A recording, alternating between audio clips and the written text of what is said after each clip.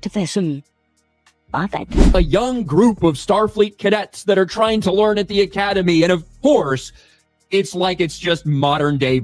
That's what Star Trek is now. That's why it's so unrecognizable to so many people. So Star Trek has become the internet's punching bag again. That's probably the best thing that Starfleet Academy has done. When a massive franchise begins to fail, the breakdown usually stays hidden behind closed doors, masked by expensive marketing campaigns and carefully managed press tours. But every once in a while, the corporate shield cracks completely open, and the reality of a project's collapse is exposed right in front of live cameras. That is exactly what happened when Hollywood legend Holly Hunter stepped onto a public stage to promote the newest flagship sci-fi series, Star Trek Starfleet Academy. Instead of the standard, polite applause expected for an Oscar-winning actress, a wave of scattered, unmistakable boos rippled through the room. The atmosphere shifted in an instant, creating an agonizingly tense moment that no amount of studio spin could erase. Within minutes, raw video clips were spreading across social media platforms, completely stripped of PR context and serving as undeniable proof that something was deeply broken. The look of sheer confusion and discomfort on the faces of those on stage told a story that the studio had been trying to hide for months. It wasn't just a bad day at a convention. It was the exact moment the digital shield of the internet shattered, and the real-world consequences of corporate mismanagement walked right into the spotlight. This public rejection didn't happen in a vacuum, and it certainly wasn't the result of a single bad moment or an uncharitable crowd. It was the explosive release of weeks of intense viewer frustration, building around a series that many felt was completely unrecognizable. So in case you didn't know, there's a new Star Trek show out on Paramount+. If you didn't know that, don't worry, you're in the majority because nobody watches this stuff. I get so emotional because I feel like shooting the show, it taught me that my capacity to love is deeper than I thought. Great news! There's a brand new Star Trek show on Paramount+. Oh. Well, for the 4 of you that have that app, you can fire up Star Trek Starfleet Academy right now. By the time the first few episodes hit the streaming platform, audience interest hadn't just dipped, it had entirely cratered. The traditional, passionate debates that usually follow a new science fiction launch never actually materialized. Instead, the dominant response from the community was a quiet, devastating wave of disengagement. Viewers weren't even sticking around to argue about the creative choices, the dialogue, or the writing.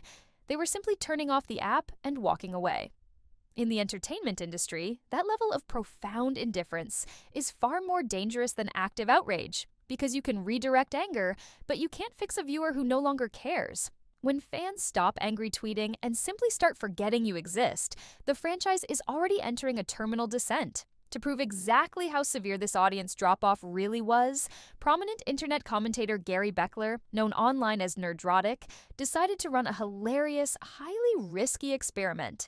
He set up a live stream with a single stationary camera pointed at an empty chair containing nothing but a plastic Spock action figure. The goal was simple: test whether an inanimate toy sitting in silence could pull a larger live audience than the official multi-million-dollar network premiere stream for the new show. The results were an absolute embarrassment for the studio. The action figure didn't just compete, it comfortably outperformed the network's official broadcast metrics by a staggering margin. It was a bizarre, historic moment that perfectly summarized the reality of modern franchise fatigue, illustrating that audiences were more entertained by a silent protest than the actual narrative being pushed on screen. Okay. Unfortunately, I subjected myself to Star Trek Starfleet Academy Episode 2 for the purposes of this video. Gary Beekler, better known as Nerdrotic, decided to test just how weak the audience interest really was for the latest Kurtzman Trek series. His experiment was simple. Could a live stream consisting of nothing more than a stationary camera pointed at a Spock action figure sitting in an empty chair outperform the official Star Trek Starfleet Academy YouTube premiere? Thousands of people gathered just to watch a piece of plastic sit in a chair, collectively agreeing that this static image possessed more of the true spirit of the franchise than the expensive, overproduced epic playing on the official channel. When the stage incident occurred shortly after, the public space was already highly volatile. Promotional appearances for major actors are typically hyper-controlled environments designed to project absolute confidence and protect the stars from any real-world friction. But the moment the crowd's voice broke through, you could see the exact second the reality caught up with the production. Holly Hunter's expression tightened, her posture stiffened, and her delivery became noticeably strained as she attempted to push through her prepared remarks. The tension in the room was palpable, captured from multiple angles by fan cameras that were never supposed to broadcast such a raw moment. To the thousands of people watching the footage online, it didn't look like an awkward public exchange. It looked like a definitive breaking point where the real world finally caught up to months of terrible metrics. The contrast was devastating. On one hand, a legacy Hollywood star attempting to sell a grand vision, and on the other, a room full of the very people who were supposed to buy it, openly signaling that they had completely checked out. As the clips continued to rack up millions of views, the conversation surrounding the project took an incredibly dark turn behind the scenes. Rumors regarding the absolute chaos in the production pipeline began leaking out with immense urgency. For months, the studio had pushed ahead with an incredibly aggressive production schedule, filming the first and second seasons entirely back-to-back before a single second of footage had ever aired to the public. This corporate strategy backfired spectacularly. Because the second season was already locked in and wrapping production in Toronto, the creators had absolutely no way to alter course, adjust the writing, or implement a single piece of heavy criticism coming from the fanbase. They had essentially spent a massive budget building a continuation for a show that the public had already rejected. It was a runaway train of spending, completely insulated from the actual market reality, leaving the executives holding a product that was outdated before it was even finished. While the online space devolved into absolute chaos, the network made a move that spoke louder than any public statement ever could. They went completely silent. Interviews were suddenly canceled, promotional pushes were quietly dialed back, and the stars of the show virtually vanished from the standard press circuits. This absence of active defense acted as a massive confirmation to the community that the Enterprise was in full damage control mode. Rather than fighting to reclaim the narrative or trying to convince fans to give the project another chance, the studio chose a strategy of total corporate retreat.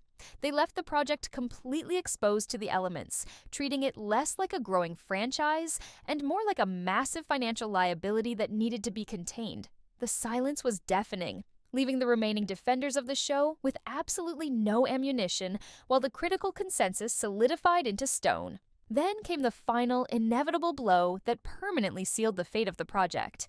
A quiet, abrupt announcement confirmed that the upcoming second season would be the absolute end of the series. The cancellation hit the community like a sudden shockwave, confirming every single piece of speculation that had been building since that fateful, awkward moment on stage. A show that had been designed to run for years, bringing an entirely new generation into the ecosystem, was being unceremoniously canceled before its second half could even find a proper release window.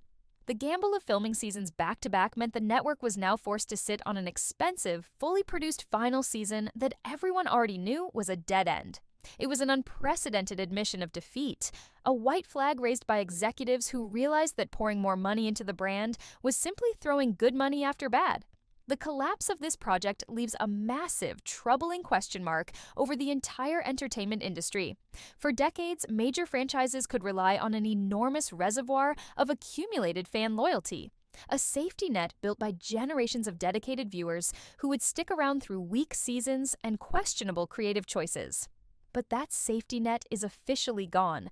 Modern audiences are faster to disconnect, quicker to look for entertainment elsewhere, and entirely unwilling to tolerate projects that feel disconnected from what made the brand famous in the first place. When dissatisfaction moves from keyboard comments directly into live, public spaces, it signals a structural breakdown that no marketing budget can mask. The real tragedy isn't that a single show failed, it's that the trust required to ever get those viewers back has evaporated completely. The story of this spectacular downfall serves as a stark warning to every major studio trying to navigate the modern media landscape. You cannot force an audience to watch something through sheer brand recognition alone, nor can you insulate a project from the collective voice of its own consumer base. When the disconnect between the creators and the fans becomes a canyon, no amount of star power or legacy branding can bridge the gap. As the dust settles on this brief, chaotic era of the franchise, the empty chairs and the scattered boos remain the defining images of a project that tried to outsmart its own audience, only to find itself talking to a completely empty room.